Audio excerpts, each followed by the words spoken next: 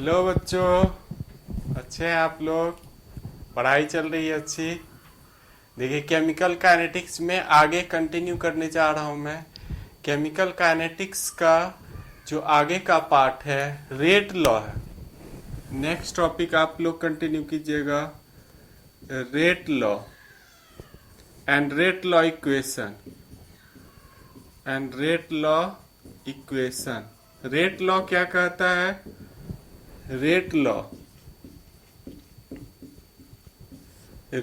कहता है rate of a chemical reaction, rate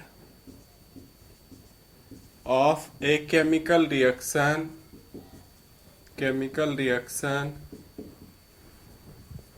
is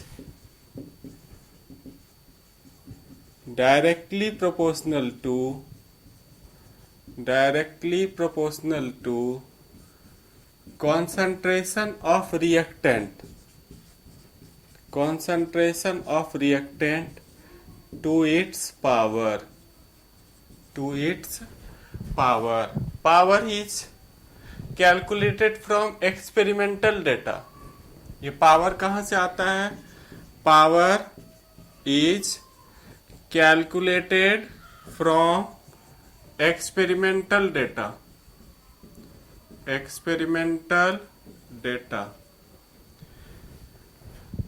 okay, जैसे मैंने एक इक्वेशन लिखा A plus B gives C plus D. यहाँ पर A B C D are coefficient है,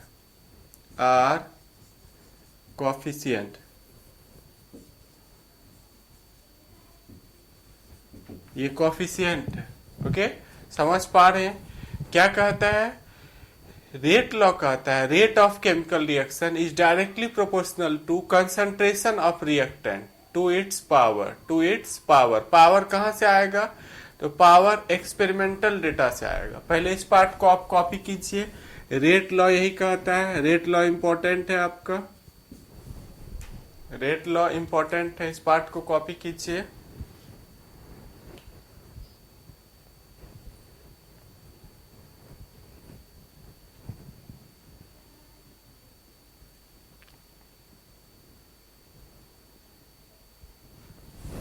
देखिए, रेट लॉ क्या कह रहा है, इसका हम यूज करके अभी अब इक्वेशन लिखेंगे। रेट लॉ कहता है rate of chemical reaction directly proportional होगा concentration of reactant to its power. यही है रेट लॉ। इतना ही याद रखना है। रेट लॉ में स्टेटमेंट अपने लिख देंगे। ओके, रेट लॉ क्या कहता है? Rate of chemical reaction directly किसके प्रोपोर्शनल हो गया? डायरेक्टली प्रोपोर्शनल हो गया concentration of reactant to its power. Rate directly proportional होता है। ये स्टेटमेंट याद रखिए इतना सा। यही है रेट लॉ। शॉर्ट में यही याद रखना है। Rate of chemical reaction is directly proportional to concentration of reactant to its power. Rate of chemical reaction directly proportional to concentration of reactant to its power. यही हो गया आपका रेट लॉ। ये क्या हो गया आपका? रेट लॉ हो गया। ओके, अब देखिए, A plus B gives C plus D. आपको अभी मैंने बताया ए बी सी डी ये सब क्या है? कोफिशिएंट है। Small a, small b, small c और d are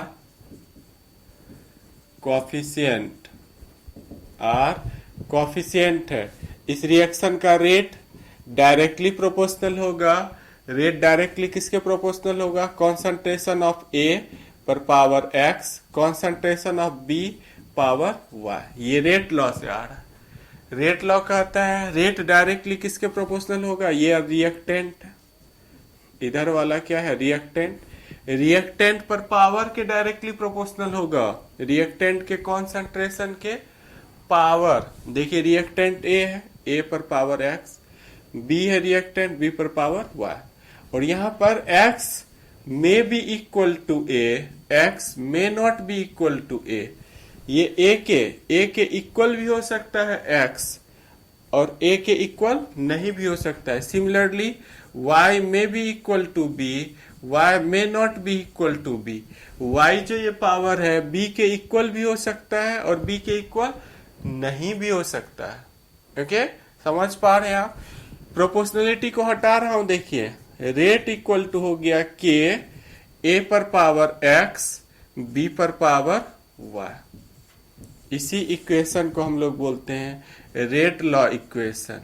rate law equation इसको कहेंगे। इस इक्वेशन का क्या नाम हो गया?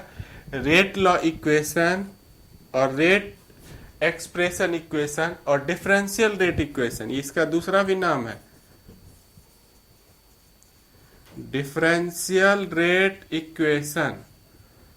Rate equation, differential rate equation भी इसका नाम है। ओके, तो ये दोनों इसी का नाम है। रेट लॉ इक्वेशन बोले हैं, रेट एक्सप्रेशन इक्वेशन बोले हैं, या डिफरेंशियल रेट इक्वेशन बोले हैं, तीनों इसी का नाम। ओके, समझ पा रहे हैं आप? बिल्कुल समझ गए होंगे। रेट लॉ क्या कहता है? रेट लॉ कहता है रेट डायरेक्टली किसके प्रोपोर्शनल होगा? Concentration of reactant to its power. Concentration of reactant to its power. जैसे ये इक्वेशन मैंने लिखा, इसका रेट डायरेक्टली प्रोपोर्शनल हो गया कॉन्सेंट्रेशन ऑफ ए पर power x, concentration of B पर पावर वाई। और एक्स और वाई को हम लोग कहां से कैलकुलेट करेंगे? From experimental data. यहां पर देखिए मैं लिख रहा हूं x and y is calculated from experimental data, mental data. देखिए यहां नीचे क्या लिखा हुआ है? Experimental data. यदि नहीं दिख रहा है तो मैं बोल रहा हूं x and y are calculated, x and y are calculated from experimental data. X y को हम लोग कहां से कैलकुलेट करेंगे? एक्सपेरिमेंटल डेटा से। वो आगे के क्लास में इसी चैप्टर में आएगा। डेटा दिया हुआ रहेगा एक्सपेरिमेंटल, वहां पर रख देंगे और एक्स वाई का वैल्यू आ जाएगा। आप इस पार्ट को कॉपी कर लीजिए। कॉपी मेरे साथ यदि आप कॉपी करते रहते हैं बिल्कुल 100% समझ में आएगा, इसकी गारंटी मैं देता हूं। ओके, एक बार में आपको समझ में आएगा। और जो बच्चा ये सोच रहे हैं कि चलो वीडियो एक ही दिन में मैं 4 वीडियो देख लूंगा, अभी कुछ बच्चे क्या कर रहे हैं? नहीं पढ़ाई कर रहे हैं। आपके ही ग्रुप में कुछ बच्चे पढ़ाई कर रहे हैं, कुछ बच्चे सोच रहे हैं सर का तो आधा घंटे का वीडियो है, मैं एक दिन बैठूंगा 10 वीडियो देख लूंगा। आप खाना भी छोड़ दीजिए, अभी एक ही दिन 10 दिन का खाना एक ही दिन खा लीजिएगा, शरीर स्वस्थ रहेगा? नहीं रहेगा। डेली पढ़ाई करनी है, डेली लिखना है, जो भी पढ़ाते हैं डेली उसको पढ़ना है। थोड़ा थोड़ा डाइजेस्ट होता है और बार बार वो चीज रिपीट होते रहता है। ओके, तो कल के लिए नहीं छोड़ना है कि हम एक ही दिन 10 दिन का वीडियो एक ही दिन देखेंगे, वो कभी नहीं समझ में आएगा उस बच्चे को। ये सब पॉइंट आप याद रखिए। इसको कॉपी कर रहे होंगे आप, आई होप आपने कॉपी कर लिया होगा। देखिए यहां एक टर्म आ गया, रेट लॉ इक्वेशन में एक टर्म आ रहा है के कांस्टेंट है। अब देखिए रेट लॉ इक्वेशन में एक टर्म आ गया था के, और के क्या है आपका? कांस्टेंट है।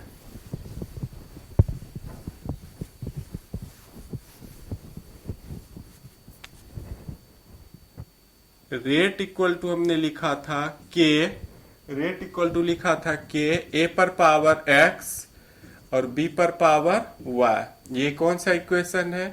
ये रेट लॉ इक्वेशन है। ये रेट लॉ इक्वेशन है। और यहां पर के जो है कांस्टेंट है। के को हम लोग बोलते हैं रेट कांस्टेंट। के को क्या कहते हैं? Rate constant. अब क्लास में भी देखिए मैंने आपको बता रखा है कि जो भी प्रोपोर्शनलिटी कांस्टेंट आता है प्रोपोर्शनलिटी कांस्टेंट को एक्सप्रेस करने का एक तरीका मैंने बताया है आपको। एक तरीका बताया है कि जब भी फिजिक्स और केमिस्ट्री में प्रोपोर्शनलिटी कांस्टेंट आए तो उसको डिफाइन करने का तरीका होता है, वो रटा नहीं जाता है। आप 150 200 इस तरह से टर्म खुद तैयार कर सकते हैं। ओके, ये भी आपका क्या है कि प्रोपोर्शनलिटी कांस्टेंट है। आपने अभी देखा था वो डायरेक्टली प्रोपोर्शनल होके आया था। पीछे आप जब आप देखिएगा रेट इस तरह से था, डायरेक्टली प्रोपोर्शनल था concentration of A power x, concentration of B power y. यहां देखिए प्रोपोर्शनलिटी को मैंने क्या किया, हटाया है, उसके बाद कांस्टेंट आया है। ये प्रोपोर्शनलिटी कांस्टेंट है। प्रोपोर्शनलिटी कांस्टेंट को डिफाइन करने का तरीका है, इससे जो मल्टीप्लाई किया हुआ टर्म, ये सब टर्म आ रहा है, उसको हम लोग क्या कर देंगे, 1 कर देंगे। क्या कर देंगे, 1 करेंगे। के से देखिए जो ये सब मल्टीप्लाई किया हुआ टर्म है, इसको मैं 1 करने जा रहा हूं। इससे मुझे रेट कांस्टेंट का डेफिनेशन पता चल जाएगा। ओके, वीवीआई देखिए मैं लिखने जा रहा हूं, मोस्ट इंपॉर्टेंट है। रेट कांस्टेंट का सीबीएसई में जितनी बार पूछा है उतनी बार बिहार बोर्ड में पूछ रखा है, और बच्चे रेट कांस्टेंट जानते रहते हैं, डेफिनेशन भूल जाते हैं लिखना। तो हम लोग क्या करने जा रहे हैं, देखिए रेट कांस्टेंट का डेफिनेशन लिखने जा रहे हैं। रेट कांस्टेंट के का डेफिनेशन क्या होगा, के if concentration of A equal to 1 m, concentration of B equal to 1 m, दोनों के कॉन्सेंट्रेशन को, रिएक्टेंट के कॉन्सेंट्रेशन को क्या कर दिया, 1 कर दिया, unity. Under these condition rate किसके इक्वल हो जाएगा, जब ये कंडीशन हम अप्लाई करेंगे, concentration of B equal to 1 m, उस समय रेट इक्वल हो जाएगा के। रेट किसके इक्वल हो जाएगा, के। मीन्स रेट कांस्टेंट क्या हो गया, it is rate of reaction. Rate constant क्या हो गया, it is rate of reaction when concentration of all reactants are unity. जब रिएक्टेंट के सभी का जितना भी पार्ट्स है सबका कॉन्सेंट्रेशन कितना होगा, 1 होगा। Under this condition rate equal to k. हमने क्या अप्लाई किया, देखिए ए का ले लिया 1 मोलर कॉन्सेंट्रेशन, बी का भी क्या ले लिया, 1 मोलर कॉन्सेंट्रेशन ले लिया। ए का कॉन्सेंट्रेशन 1 मोलर, बी का कॉन्सेंट्रेशन भी 1 मोलर ले लिया। जब इसमें दोनों 1-1 हो गया तो के किसके इक्वल हो गया, रेट के इक्वल हो गया। मीन्स रेट कांस्टेंट क्या है, रेट है। क्या लिखेंगे, इसी का डेफिनेशन में बताने जा रहा हूं, it is rate of chemical reaction. It is rate of chemical reaction when concentration of all reactants are unity. It is rate of chemical reaction. ये क्या है आपका, रेट ऑफ केमिकल रिएक्शन है when concentration of all reactants are unity. जितना भी reactant है सबका concentration यदि 1 होगा, इस कंडीशन में इसको हम लोग बोलते हैं rate constant. It depends upon temperature of the system. Most important objective देखिए, इट हम के लिए लाए हैं, के मोस्ट इंपॉर्टेंट ऑब्जेक्टिव। के का वैल्यू, इट मीन्स के किस पे डिपेंड करेगा, ओनली टेम्परेचर पे डिपेंड करता है। ये किसी चीज पे डिपेंड नहीं करता है। ये किस पे डिपेंड करेगा, टेम्परेचर पे। मैंने अंडरलाइन भी कर दिया। रेट कांस्टेंट किस पे डिपेंड करेगा, टेम्परेचर पे। इंपॉर्टेंट ऑब्जेक्टिव क्वेश्चन, इस पार्ट को आपने कॉपी कर लिया होगा। रेट कांस्टेंट समझ में आ गया आपको, रेट लॉ इक्वेशन समझ में आ गया। Rate law equation rate law से आता है। रेट लॉ क्या होता है ये समझ में आ गया। अब हम इस चैप्टर का मोस्ट इंपॉर्टेंट टॉपिक डिस्कस करने जा रहा हूं, ऑर्डर ऑफ रिएक्शन क्या होता है।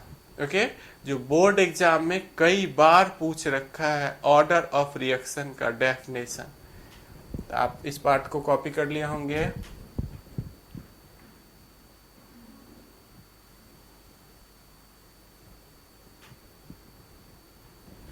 देखिए ऑर्डर ऑफ रिएक्शन क्या होता है। ऑर्डर ऑफ रिएक्शन में बताने चाह रहा हूं। Order of reaction, order of reaction most important part है। ऑर्डर ऑफ रिएक्शन क्या होता है? It is sum of power of concentration of reactant in rate law equation. Rate law equation. It may be 0, 1, 2, 3, even in fraction, 1/2, 3/2, 5/2 etcetera. ये 0 भी हो सकता है। देखिए ऑर्डर ऑफ रिएक्शन क्या होता है? सम होता है, sum of power of concentration of reactants in rate law equation. Rate law equation आपको गिवन रहेगा। देखिए रेट लॉ इक्वेशन गिवन रहेगा। रेट लॉ दिया हुआ है, rate equal to K, A पर पावर एक्स, बी पर पावर वाई। ये आपका क्या है? ये है आपका रेट लॉ इक्वेशन है। ये आपका रेट लॉ इक्वेशन है। रेट लॉ इक्वेशन में जो पावर है इसके ऊपर, इसको ऐड कर दीजिए, ऐड कर देंगे, इसी को हम लोग बोलेंगे ऑर्डर ऑफ रिएक्शन। मीन्स इस रिएक्शन के लिए ऑर्डर ऑफ रिएक्शन हो गया।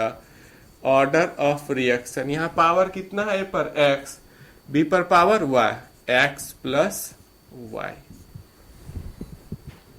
आया समझ में? मीन्स रेट लॉ इक्वेशन में जो रिएक्टेंट के ऊपर पावर रहेगा इसको हम लोग ऐड कर देंगे। That is called order of reaction. मैं अभी कई सारा एग्जाम्पल और बताने जा रहा हूं, इससे आपको पता चलेगा कि ऑर्डर ऑफ रिएक्शन कैसे हम निकालते हैं, कितना वैल्यू होगा ऑर्डर ऑफ रिएक्शन का। ये एक्स और वाई एक्सपेरिमेंटल डेटा से आता है। एक्स और वाई कहां से आता है? एक्सपेरिमेंटल डेटा से आता है। इस पार्ट को आप पहले कॉपी कीजिए। मोस्ट इंपॉर्टेंट डेफिनेशन है, एग्जाम में पूछा जाएगा आपको ऑर्डर ऑफ रिएक्शन क्या होता है। ओके, ऑर्डर ऑफ रिएक्शन का डेफिनेशन जैसे मैंने लिखा है उसी तरह से लिखना। It is sum of power of concentration of reactant in rate law. जो बच्चा देखिए इसको छोड़ देता है, रेट लॉ इक्वेशन गलत हो जाएगा। रेट लॉ इक्वेशन में इसके ऊपर जो पावर रहेगा उसको क्या कर देना है? ऐड कर देना है। क्या कर देना है? ऐड कर देना है। कॉपी कर लीजिए आप। अभी मैं बहुत सारा रिएक्शन लिखूंगा और इसमें ऑर्डर ऑफ रिएक्शन हम सीखेंगे कि ऑर्डर ऑफ रिएक्शन इस पे कितना है, किस रिएक्शन का।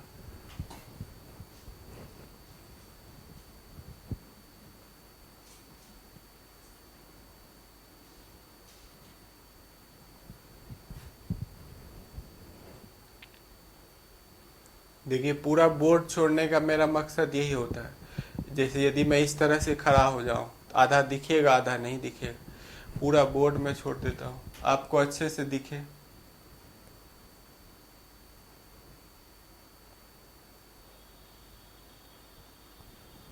अब देखिए कई सारा मैं एग्जाम्पल आपको एग्जाम्पल से बताने जा रहा हूं। कई सारा example. Calculation of order, calculate the order of reaction from given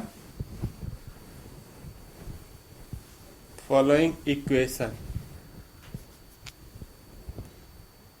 question इस तरह से रहेगा, right the order of reaction for a number में rate equal to K A पर पावर 1।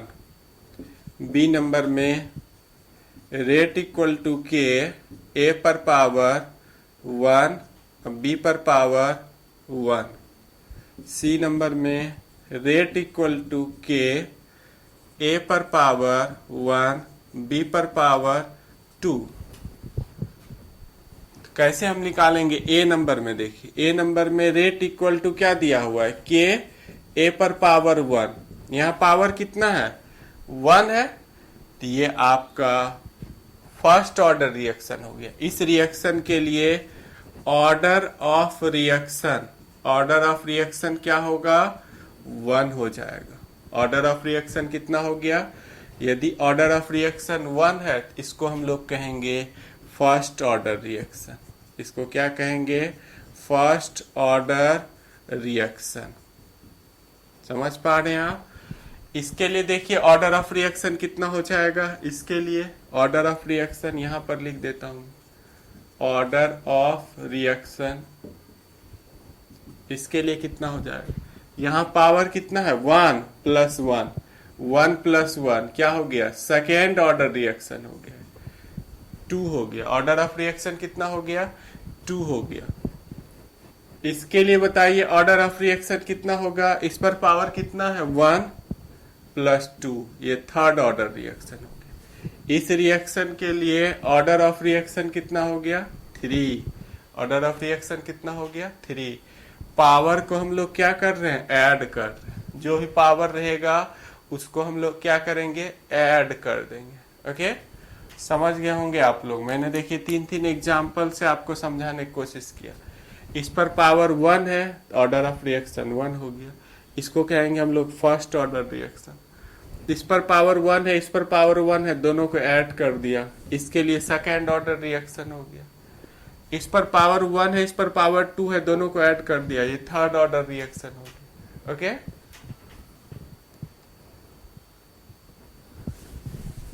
देखिए मैं इक्वेशन फिर से लिख रहा हूं।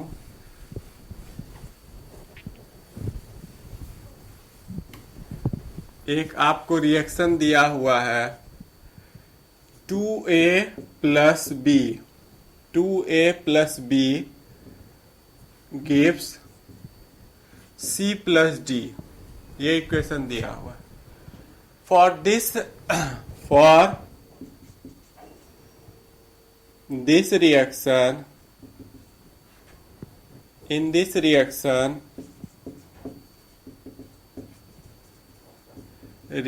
is first order.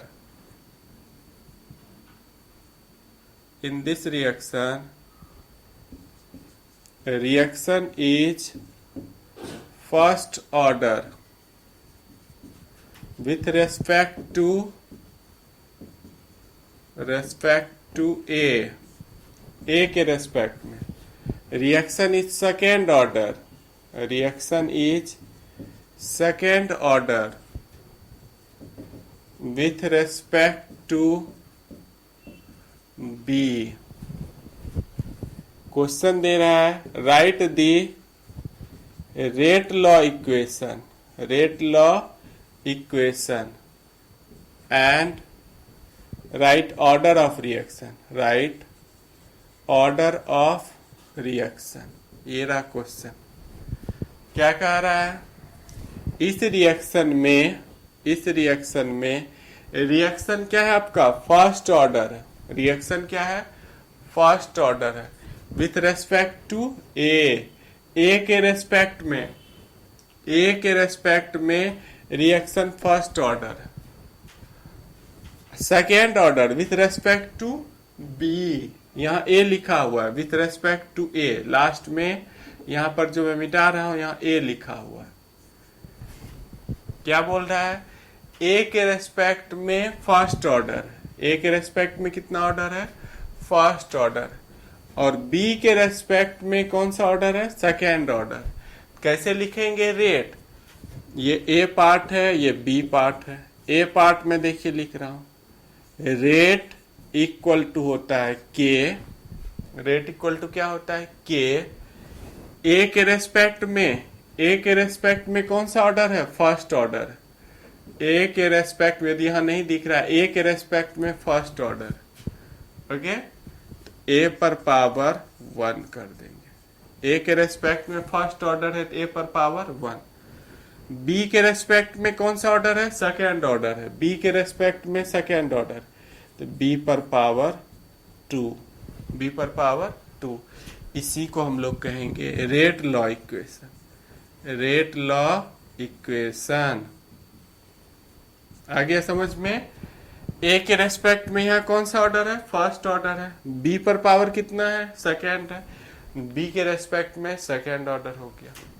अब बी पार्ट इसका, जब ये आपको रेट लॉ इक्वेशन पता रहेगा तो ऑर्डर ऑफ रिएक्शन निकालना बहुत ही आसान है। Order of reaction equal to हो जाएगा, इस पर पावर कितना है? 1 + 2, थर्ड ऑर्डर रिएक्शन हो गया। कौन सा ऑर्डर हो गया ये? थर्ड ऑर्डर रिएक्शन हो गया। डाउट नहीं है? बिल्कुल समझ पा रहे हैं? सब कोई समझ गए होंगे?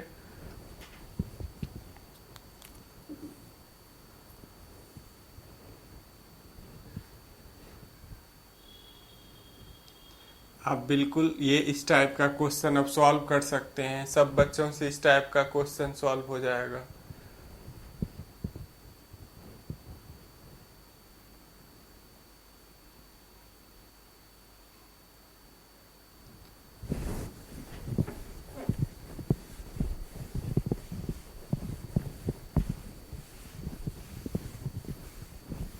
देखिए क्वेश्चन इस तरह से दिया हुआ है, A + B प्रोडक्ट बना रहा है। Reaction is second order with respect to A के रेस्पेक्ट में कौन सा ऑर्डर है? Second order. And reaction is 1/2 order with respect to B। B के रेस्पेक्ट में कौन सा ऑर्डर है? 1/2 ऑर्डर। इसका ए पार्ट है, write the rate law equation. Rate law equation, आपको रेट लॉ इक्वेशन लिखना। अब बी नंबर में write the order of reaction. Order of reaction same question देखिए रिपीट कर रहा हूं। ऑनलाइन में ज्यादा से ज्यादा क्वेश्चन रिपीट करना पड़ता है ताकि सब बच्चे को अच्छे से आए। ए पार्ट का आंसर मैं लिखने जा रहा हूं। रेट इक्वल टू क्या होता है? के, रेट कांस्टेंट। रिएक्टेंट ए और बी है। ए के रेस्पेक्ट में कौन सा ऑर्डर है? देखिए सेकेंड ऑर्डर। ए के रेस्पेक्ट में कौन सा ऑर्डर है? Second order. ए पर पावर 2, जो ऑर्डर रहेगा वो पावर हो जाएगा। जो ऑर्डर रहेगा क्या हो जाएगा? पावर। ए के रेस्पेक्ट में सेकेंड ऑर्डर है, ए पर पावर 2। बी के रेस्पेक्ट में 1/2 ऑर्डर है, तो बी पर पावर 1/2। जो रहेगा यहाँ बी के रेस्पेक्ट में 1/2 है तो 1/2 लिख दिया। डाउट नहीं है? बिल्कुल समझ गए होंगे। अब B number, order of reaction. Order of reaction होगा, इसके पावर को ऐड कर दीजिए। पावर को क्या करेंगे? ऐड कर देंगे। 2 + 1/2, ये हो जाएगा आपका 5। 4 + 1, 4 + 1/2, 5/2 हो गया। ऑर्डर ऑफ रिएक्शन क्या हो गया? 5/2। ओके, आपको समझ में आ गया होगा। बहुत ही आसान है। देखिए ए के रेस्पेक्ट में कौन सा ऑर्डर है? Second order. ए पर पावर 2 दे दिया। बी के रेस्पेक्ट में कौन सा है? 1/2, बी पर पावर 1/2। जिसके रेस्पेक्ट में जो रहेगा वो उसका पावर हो जाएगा। बाकी ऑर्डर ऑफ रिएक्शन में इस पावर को हम लोग क्या करते हैं? जोड़ देते हैं। इसी को बोलते हैं rate law equation. Rate law equation बोलते हैं इसको। रेट लॉ इक्वेशन में जो पावर है उसको ऐड कर दीजिए, वही ऑर्डर ऑफ रिएक्शन हो जाता है। Okay, thank you watching this video. Okay बच्चों।